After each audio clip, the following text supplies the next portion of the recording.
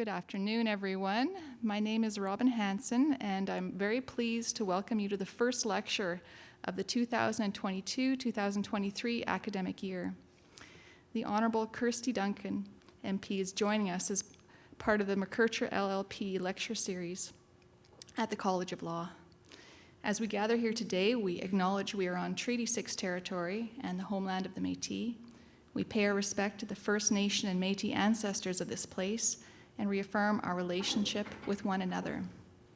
I'd like to begin by thanking McKercher LLP for sponsoring our lecture series, which allows the college to continue to present a wide range of informative, educational, and entertaining speakers to the law school community.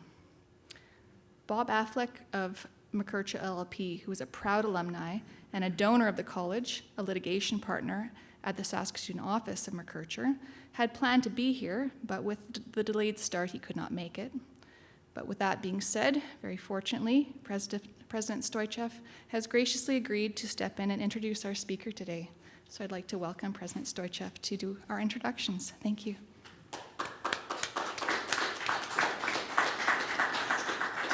Thank you, Professor Hansen, and welcome everybody, particularly everybody online. And I'm sorry in a way that it's me you've got introducing our guest speaker today.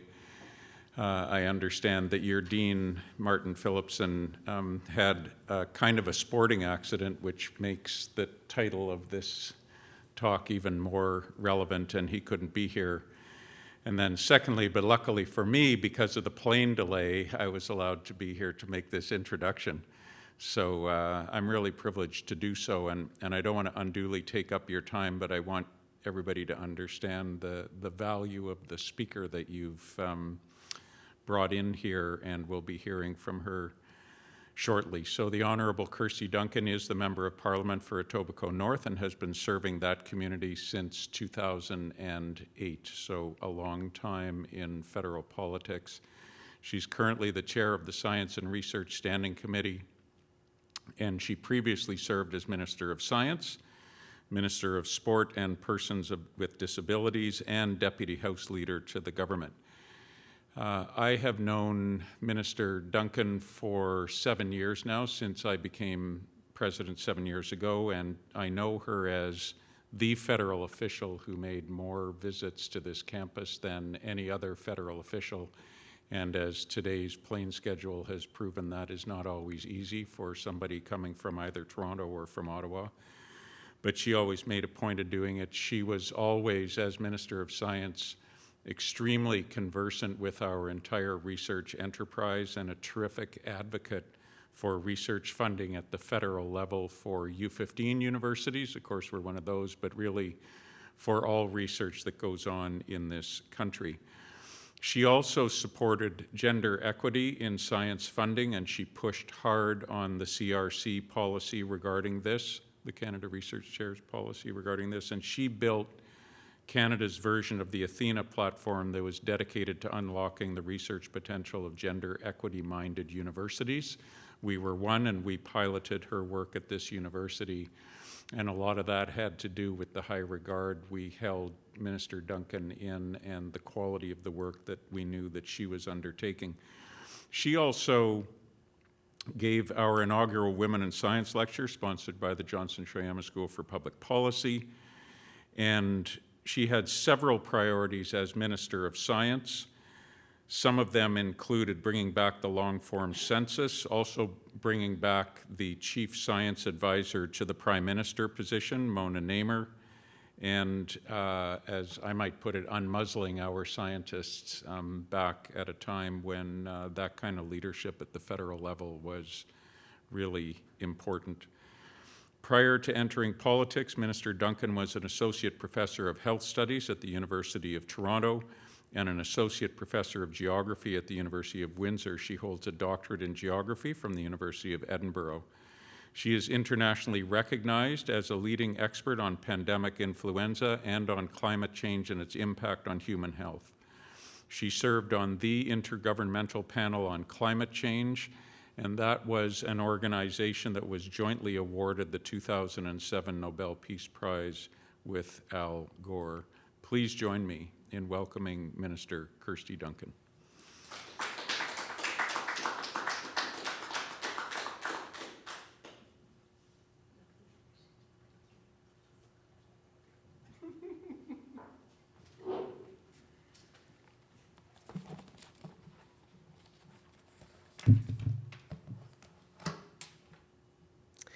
President Stoichev, thank you for such a lovely introduction.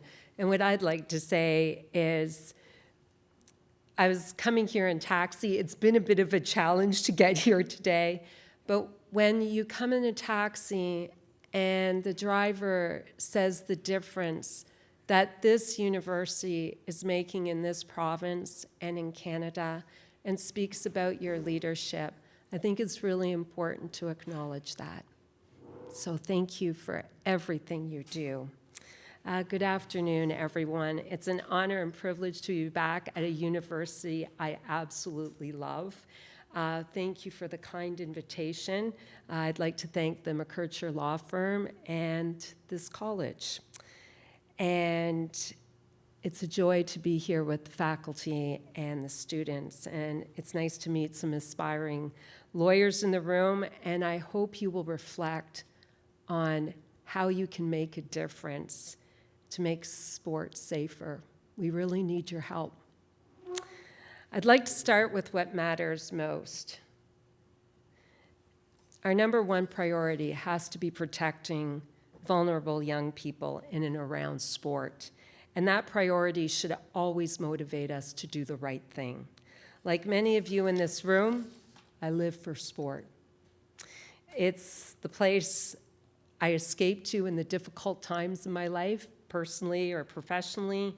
It is the place where I find peace, where I'm free, and where I get to fly, run, twist, and somersault through the air. It's the place where I admire and marvel at the talent, commitment, and dedication of athletes of every age and ability. Sport is the place where our family bonded. My dad was a pitcher, and he was good enough to be approached by 6 major league teams. My mom was a secondary school phys ed teacher. My parents were heavily involved in our sporting lives, and we all volunteered together at national and international meets. For those of you in the room who remember, we never missed an episode of ABC Wide World of Sport on Saturday afternoon, and everything in our house came to a grinding halt during an Olympics or Paralympics or any other major sporting event. Before TSN, Sportsnet, ESPN, YouTube, and streaming channels, we watched whatever coverage we could find because we didn't want to miss a moment. I can name every Olympic and Paralympic Games in order, their dates, and the stars that shone brightest. I even have Olympic pins from the 1980 Moscow Games. Simply put, I love sport. I live for sport. Today, I still consider myself to be an athlete. I know a number of you in this room share this identity. Sport shaped me and shaped my view of the world. As a child, I was a gymnast. I trained 6 nights a week, 5 hours a night. I was a marathon runner. I ran Boston many times, and a triathlete, and competed in half Ironmans. And I've taught dance most of my adult life. And sharing this is a little uncomfortable for me. As a member of parliament, a university professor, coach, my work is about everyone else. It's not about me. It's about the people I serve in the riding. It's the students I had the privilege of working with. You are the best parts of the university. The athletes and dancers who amazed and inspired me, and who are still a big part of my life. But I share this with you because it's important for you to understand the perspective, experience, and history I bring as someone heavily involved in sport, as an athlete, coach, and judge, as a sister and friend to women and men who competed from nationals to internationals to Olympics, in artistic swimming, cycling, diving, hockey, swimming, speed skating, track and field, and weightlifting. I grew up with these people. Many of them are my lifelong friends. They came up through the club system and eventually competed at provincial and national championships and Olympics. What we learned as children was that every sport had its own way of doing things, its own culture, its own set of rules, both written and unwritten. But there were also commonalities across sport. Everyone had stories then, and some of those stories are just sadly coming to light now. Sport had a dirty hidden secret and an ugly, ugly underbelly. For decades, organizations, coaches, judges, and others failed to protect young people from sexual abuse, discrimination, and harassment.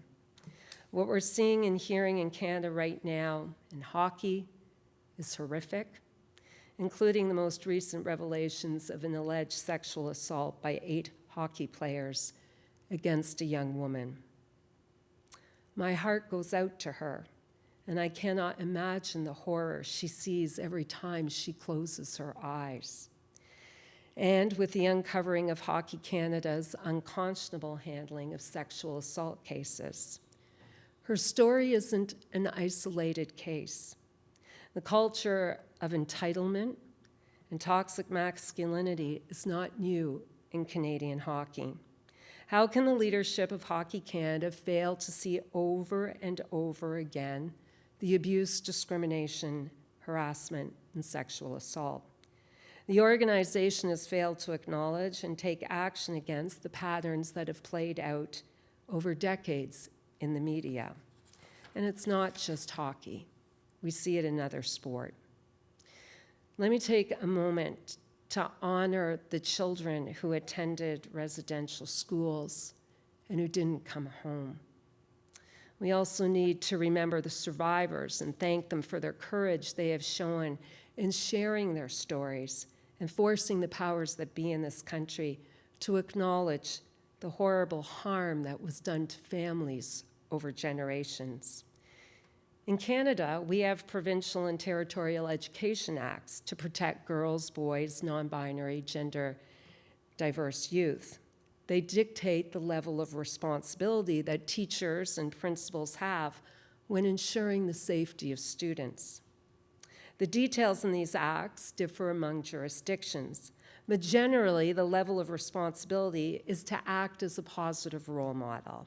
And Aidan, we heard how much you love to coach and how you like to see the youth progress. And to act as that of a careful and prudent parent, or similar to that of a kind, firm, and judicious parent.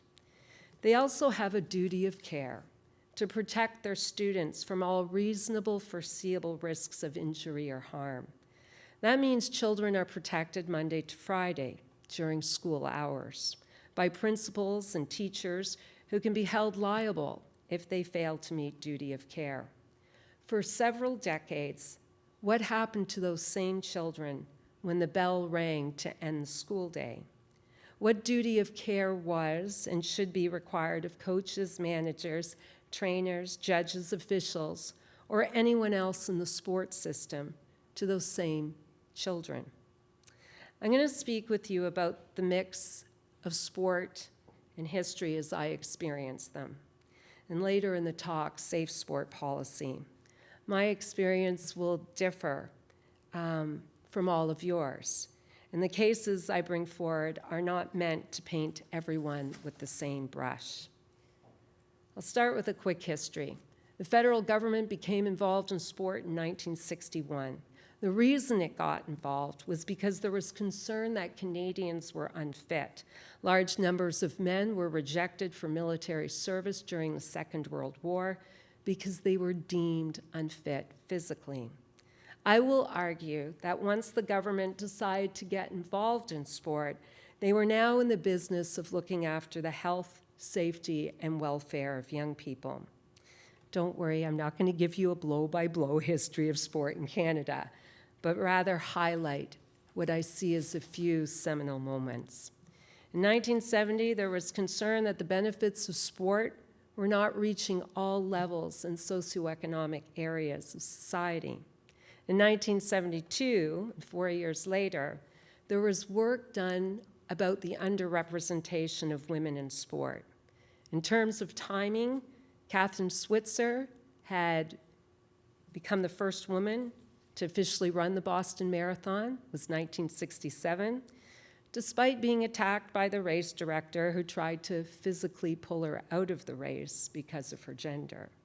It wasn't until 1984 that there was a women's Olympic marathon. By the way, the men's marathon made its debut at the 1896 Games in Athens. Then came Montreal. I couldn't believe the Olympics were happening in our country. And a Romanian gymnast, Nadia Comaneci, made worldwide headlines with 7 perfect tens. Well, Canada had its largest medal haul in Montreal since 1932. The media coverage focused on Canada's failure to bring home a gold medal. Here are just a few newspaper headlines. No gold for Canada. Failure to win gold. Canadian performances better than previous years, but remain disappointing. Canada gave bit performances. Wow, that's some show of support for youth who trained for years and years, hours on end to make the Olympics, and who proudly represent their country on their home soil. There were more harsh words from those 76 games. An acting director for Sports Canada said, quote, "Some individual athletes had lived up to expectations. Others came up very flat." A sports psychologist who worked with Canada's swimmers and wrestlers said, and I quote, "Canadian athletes are suffering from a choke symptom that must be changed. In the past, athletes complained about the lack of financial assistance. They said the lack of funds hurt them. If they were truthful in most cases, they weren't prepared adequately." It was clear athletes, and not coaches or the system, were to blame for not owning the podium. I have a huge problem with this thinking. The majority of our athletes are young Canadians, yet they are treated as adults by the sports system, by sports fans, and by sports media. These young people need to feel like the people inside the sports system have their back. If an athlete succeeded, it was often the coach who received the accolades. But if an athlete failed to live up to expectations, and by the way, whose expectations were those? And that was all on the shoulders of the athlete. So what makes a champion? I should ask these gentlemen, what makes a champion? An iron will. I like iron will. What else? Commitment to improvement. Commitment to improvement. Keep going. This is good stuff. Perseverance. Perseverance. Love it. Being a good teammate. Being a good teammate. Athletes. I agree. Raw talent, highly committed and driven, has a family that's usually made some sacrifice, has a good coach, support team, has the necessary facilities and funding, and the list goes on. Agreed? Yeah.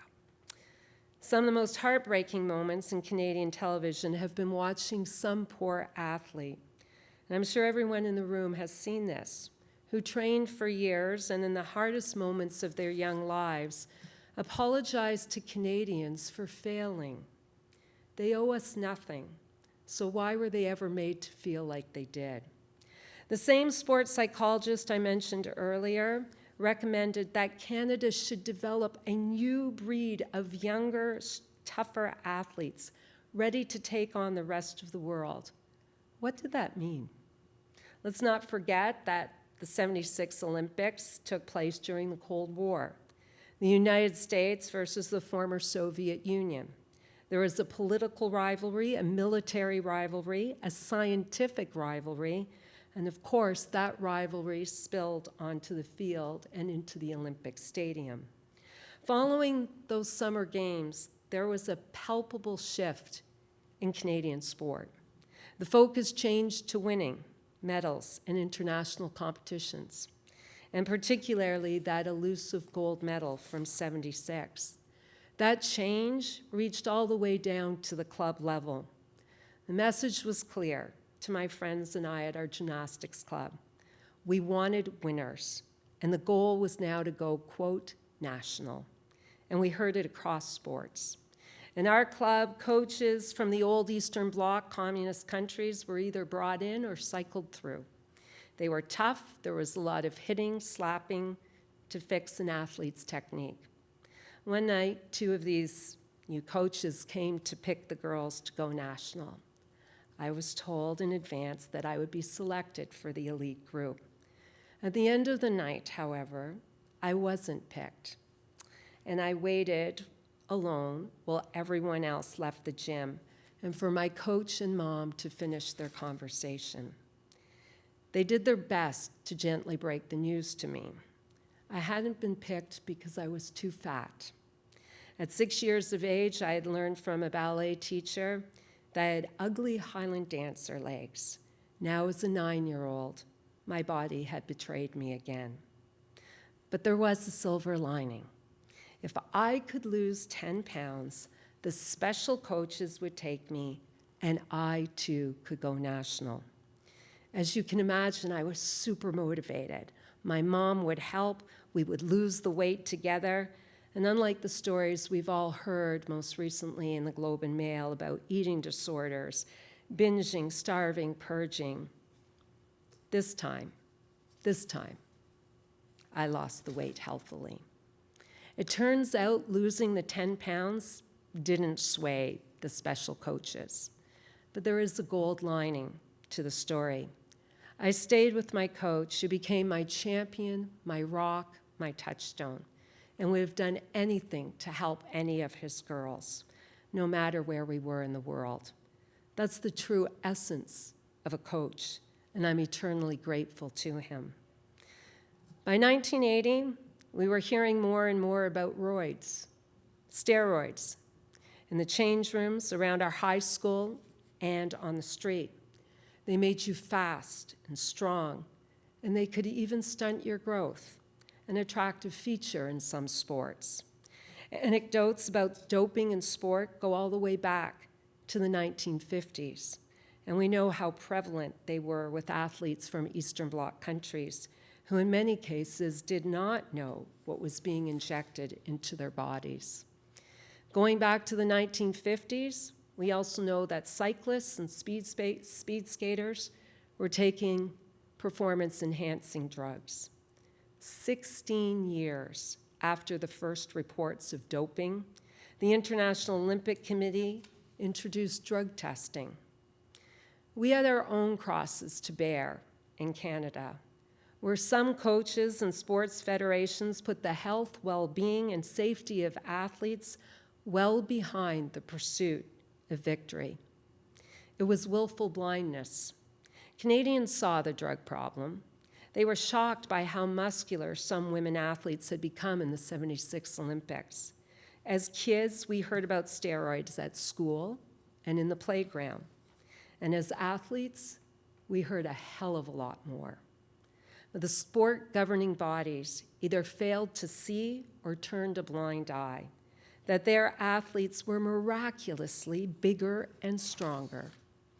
And they failed to take this problem seriously and implement programs to detect and deter drug use. Some athletes were even treated as cattle. In fact, some were injected with a veterinary product.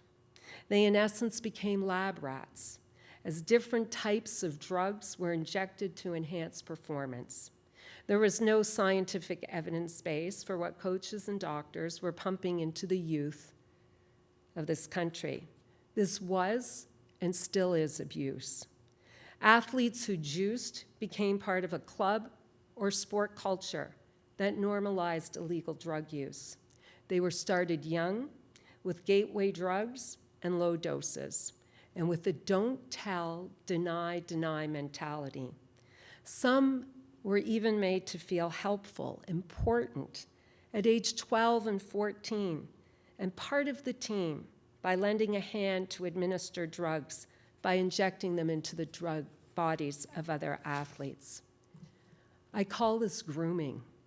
Build the relationship, build trust, and make an emotional connection with a child or young person so that they could be convinced to get with the program, abused, exploited, and manipulated. Doctors were brought in to make it all seem okay. Athletes were given compendia of pharmaceuticals, not your normal code of conduct, and certainly not your usual training equipment and gear. If these coaches and doctors really believed their own twisted spin, namely that they were helping athletes and protecting them by overseeing their drug use, then why didn't they approach parents? Why didn't they ask parents' permission? Because they knew what they were doing was wrong. They were taking advantage of young people who wanted to be champions, who did not understand possible long-term impacts, and who did not know better. And they were giving some young people an advantage over others. I'm going to let you all in a secret. What steroids were, what combinations to take, how to procure them, how to inject them, how to hide the injections between the toes, and how to make sure they were out of the body was not taught in school. It was not part of the curriculum. Moreover, teenagers and young adults don't know how to blood dope. They don't know how to do urine substitution or the replacement of the urine in an athlete's bladder with urine from someone not using drugs. Remember, in the 1980s, there was no internet. There were no cell phones. The knowledge was coming from adults, and it was being spread to kids. And just like when athletes lost, of course, they did that all on their own. When athletes used banned substances, they mainly did that all on their own too. Athletes were named, scapegoated, and shamed, and those in charge largely went unpunished. What if there had been a duty of care in sport, where there can be a substantial power differential, and where coaches, doctors, and others in charge could have been held liable for their charges? In 1985, we're moving along. I promise I'll speed it up. You're a tough audience. In 1985, I headed off to university and made the varsity gymnastics team. I couldn't wait to use the varsity weight room for the first time. However, when I walked in, I was asked by the other athletes, "How much are you doing?" They didn't say hello. They didn't ask me if I used. They just asked the amount I was taking. To be crystal clear, I have never taken steroids or anything else. But the point I am making is that drug use was so rampant that it was just assumed that everyone did.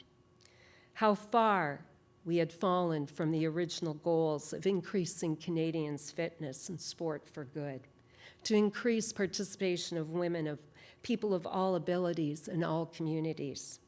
That brings me to the 1988 Seoul Olympics, when Canadian sprinter Ben Johnson was stripped of his gold medal after testing positive for steroids. As a result, the federal government established the Dublin Inquiry into the use of drugs and banned practices intended to increase athletic performance. Well, the testimony by athletes, coaches, and other representatives of the track and field world was shocking to Canadians. It wasn't to my sport community. Well, following the inquiry, what angered me the most was that young people had been badly abused by the people entrusted with protecting them. They had been treated as prized livestock, a commodity, chattel. Young athletes are not inherently unethical with the burning desire to cheat. Sadly, they were raised in a system that said doping was the path to the podium. They normalized it, and they provided the juice. We had an inquiry decades ago on doping. Now we need one to build a safer sports system for all. I spoke earlier about different sports having different cultures.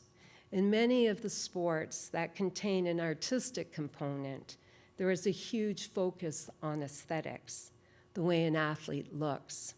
Thin is good, but thinner is better. Unrealistic and unsafe weight goals are sometimes demanded, sometimes provoking athletes to do anything to make weight. In male-dominated sports, we often see toxic masculinity, crude, rude, dehumanizing women, and worse. We've read and heard the stories in the newspapers, online, and on television. There are other stories that circulate like rumors of steroids, where the sport organizations fail to hear, see, and act. These cultures are not promoted in school. They are learned in sport, and they must be eliminated. Too much of our sports system in the 1980s and 90s was designed to stop, quote, dirty athletes. The question I would rather have answered is, what acts of punishment were taken to deter dirty coaches, doctors, and trainers from cheating? When an athlete was caught for using a banned substance, what investigations were done to find out where the athlete got the substance, how they were using, were others involved, and were any punishments handed out beyond athletes? Look, I'm not in any way absolving every athlete caught for using banned substances of responsibility and accountability, but I am pointing out that the sports system was not designed to protect athletes and children. They were exploited for the primary purposes of winning medals for the state, and when they didn't perform, more often than not, we blasted them. Children in school versus children and youth in sport have been treated very differently. And again, I'm not using one brush to paint the whole sports system and its stakeholders. In school, children are seen as young and vulnerable. In sport, they are treated like imperfect or miniature adults. Let me know if this rings true. Athletes are taught early, quote, to suck it up, princess, to push through pain and injury, and if they want to get ahead, stick with the program, whatever the program is, and take their lumps, or the next athlete will take your place. Does it ring true? There's nodding. No teacher ever called me fat in school. No teacher recommended diuretics, laxatives, or toilet paper. Restricted my eating, put an elastic band around my waist to remind me to suck and tuck, or weighed me regularly. That all happened in sport. I'm going to jump ahead to the 90s and talk about a modern-day Canadian hero, who I believe these gentlemen will support my choice. The brave and courageous Sheldon Kennedy. Sheldon was part of the 1988 World Junior Hockey Championship, winning team and captained the 1989 Memorial Cup champions before playing 8 seasons in the National Hockey League. How he accomplished these things is nothing short of a miracle, because in 1996 he came forward with revelations of years of sexual abuse at the hands of his junior hockey coach. Sheldon approached the Calgary Police Department and revealed that during the entirety of his junior hockey career, he was repeatedly abused by his coach. In fact, he had been sexually assaulted hundreds of times. He lived that horror, and I want to vomit every time I read about the horrific abuse. He suffered at the hands of someone he trusted and a man who was supposed to protect his players. Sheldon's story and his fight for more than 2 decades now to protect children has had a profound impact on me, especially during my service as Minister of Sport between 2018 and 2019. Sheldon's story should have been a wake-up call for the hockey community and for the entire Canadian sports system. In the early 2000s, Canada's sports ministers at the federal, provincial, and territorial levels came together to bring ethics and respectful conduct back into sport. They believed that those damaging practices, cheating, bullying, violence, aggressive parental behavior, and even doping, were undermining the positive impact of community sport in Canada. Well, it's a noble gesture and the right thing to do. I continue to ask myself, why did it take so long? What oversight followed, and how has progress on each of these fronts been measured? Aiden, I'm like you. I love to coach and judge. I've devoted my life to helping children and young people, whether teaching university, coaching sport, or teaching dance. The good stuff comes from my amazing mom. She loved to teach, and my beloved gymnastics coach and dance teacher. It's incredibly important, and I liked how you lit up when you talked about your athletes, to let children show you what they want from sport. Some children are happy to try a sport. Others are more than satisfied to be a recreational athlete. Some may want to compete, and the odd one may want to be an elite athlete. That must be the child's decision. If we show kids what is possible and simply give them the opportunity, they cannot wait to try. And then it's up to them if they want to try it a second time or move on to the next opportunity.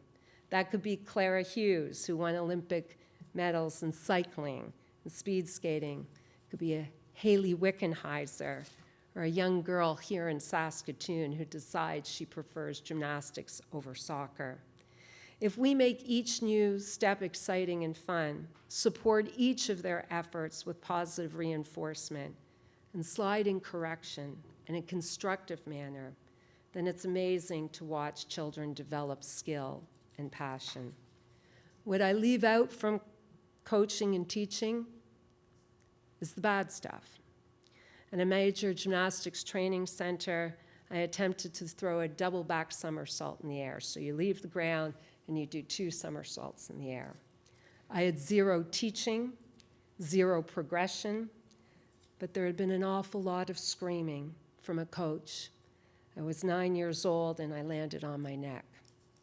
A gymnastics judge told my mom in front of the entire crowd at a competition that I was good, but that I had a fat ass, and to immediately lose 5 pounds.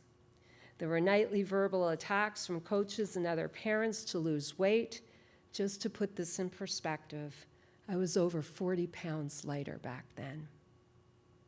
There was a lot of hurt, both emotional and physical, and there was some long-lasting damage. My friends and I are middle-aged now. Weight is still a big topic, and the needs to get the pounds off. We've been paying for the injuries we suffered as kids for decades. Running marathons and half Ironmans have been replaced by walks in my neighborhood. Today we know that our brains drive us toward things that make us feel good, such as exercise and healthy eating. Sport should make us feel good. Our brains steer us away from things that make us feel lousy, such as a lack of belonging, rejection, and mistakes. In fact, the parts of the brain that are activated when someone makes a mistake are the same that are activated by real pain. My point is, the way athletes are treated today can have long-lasting impacts on their physical and mental health. At the end of January 2018, I'll try and speed up, the Prime Minister called and asked me if I would take on Minister of Sport. I was Minister of Science, and would I take on Minister of Sport, Minister of Persons with Disabilities? I was over the moon. 3 portfolios I had devoted my life to. And roughly a week later, I was flying to South Korea for the Winter Olympics to cheer on our world-class athletes who had trained all their lives for their moment, their chance at a personal best on sport's biggest stage. When I met with officials there, I was clear that I would make my priority safe sport. They were surprised. They did not think that abuse in sport was as grave as I knew it was. I was confused. There had been media reports of abuse, discrimination, and harassment in sport for decades in our country.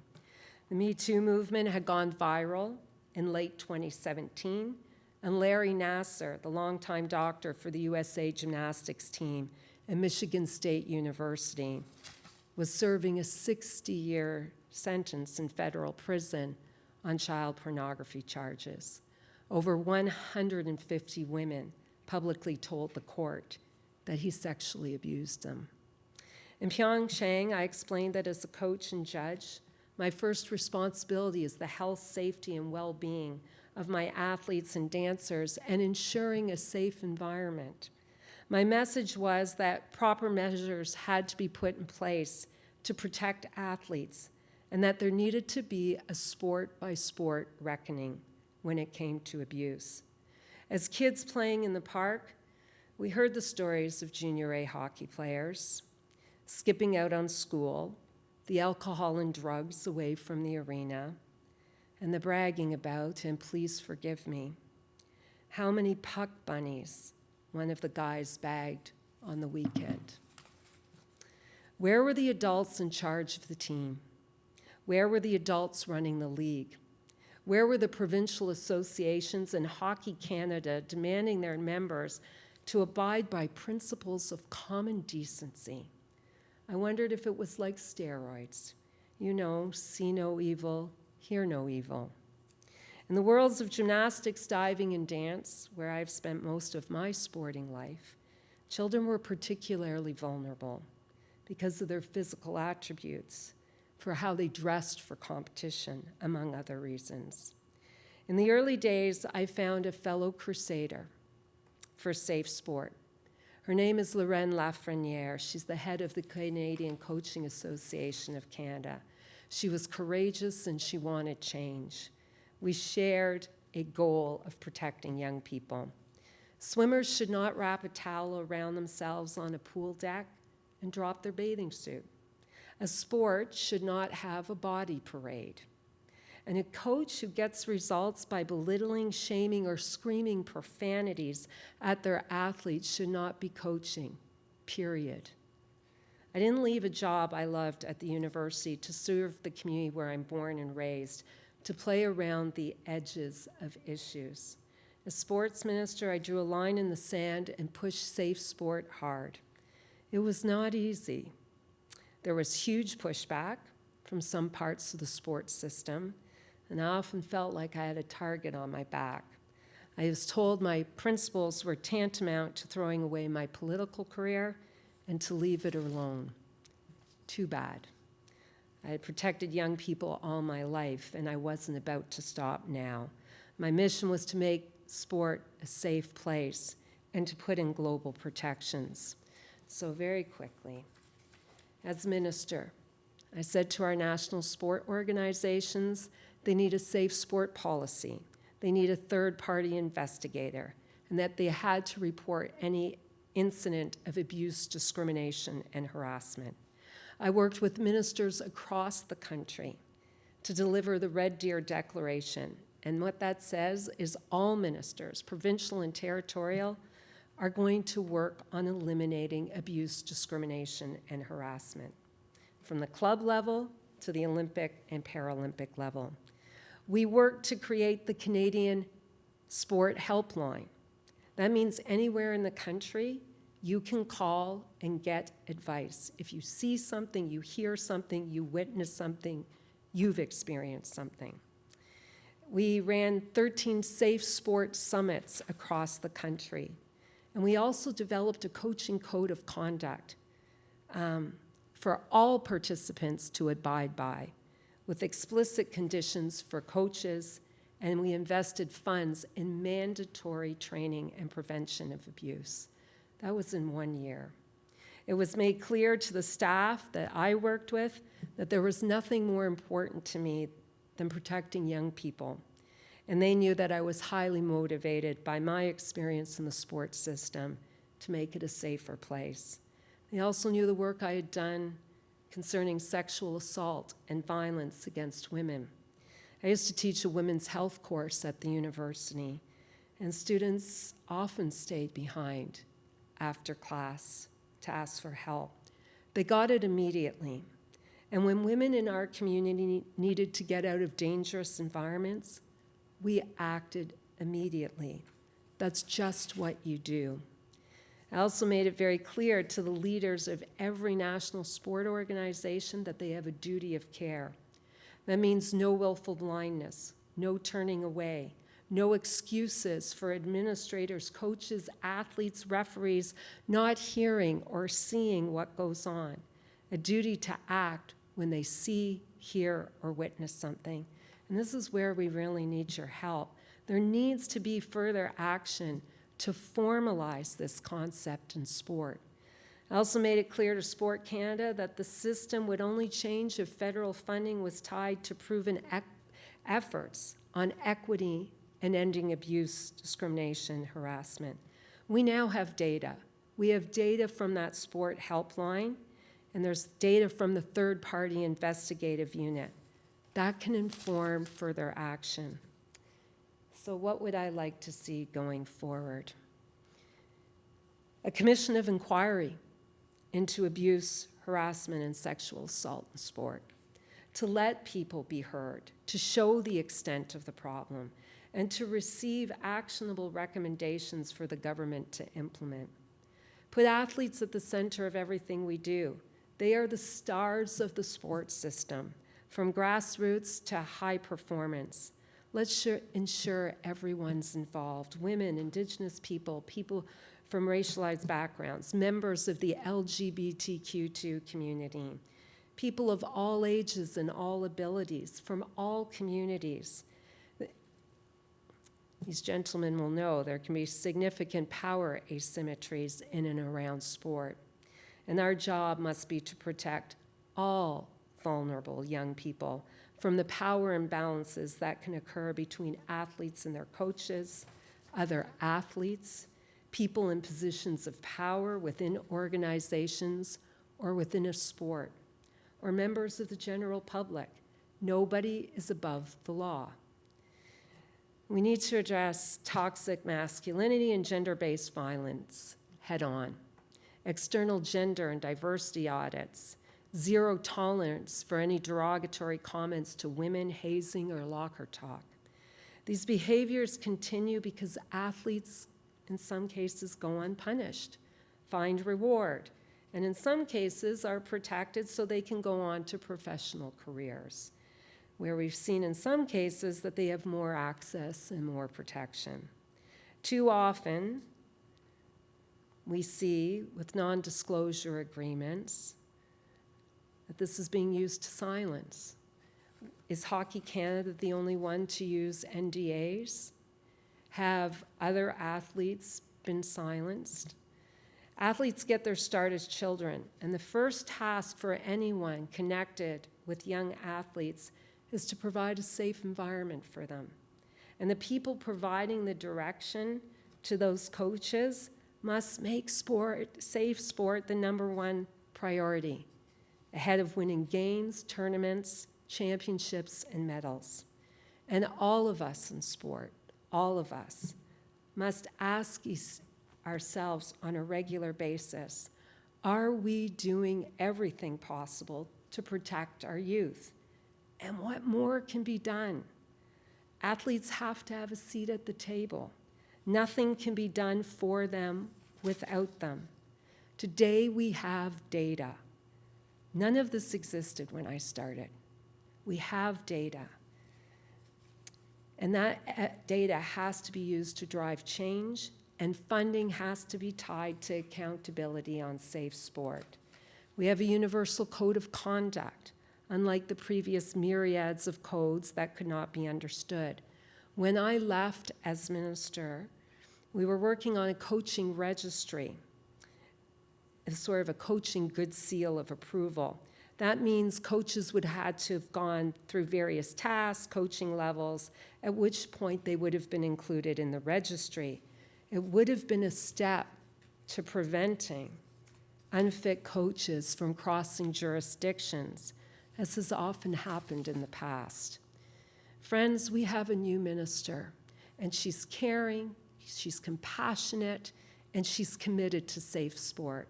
Her name is Minister Pascale Saint-Onge. And this safe sport really needs to be on every federal, provincial, territorial meeting. And the minister did this, and now they are working on provincial and territorial codes. Real work needs to be done around duty of care. It would be useful to bring about bring together legal experts, ethicists, and the best people in the sport community to work on what duty of care should mean in Canadian sport. I'd like to see a duty of care charter. And what should be included?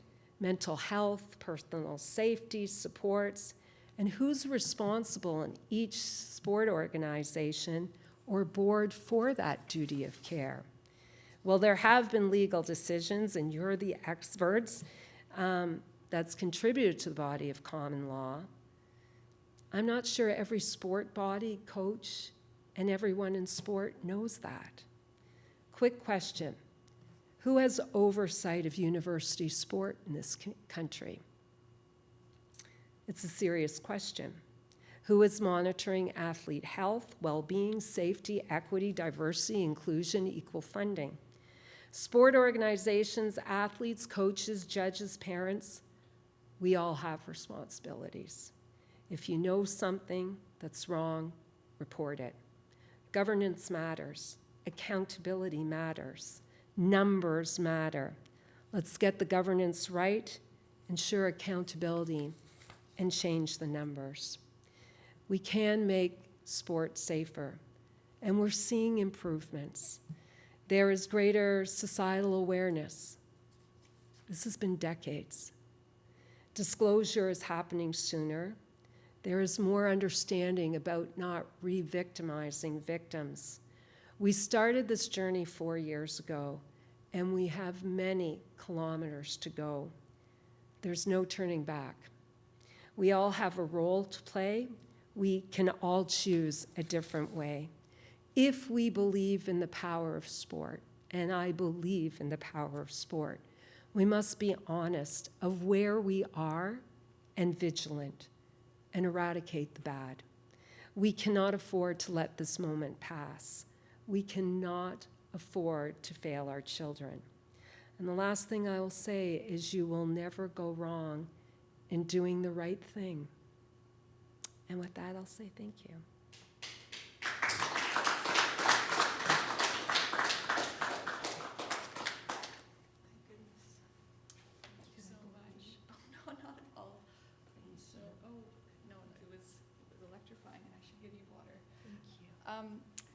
That was truly an electrifying and enlightening presentation. Thank you so much, Dr. Duncan, a member of Parliament. I know we're technically out of time. I did want to perhaps, if there's someone that has a dying question, to allow one question. Okay, well, I suppose we will wrap it up then, but there's also a gift that I will pass on to you momentarily, but on behalf of the College of Law and the University of Saskatchewan, thank you again.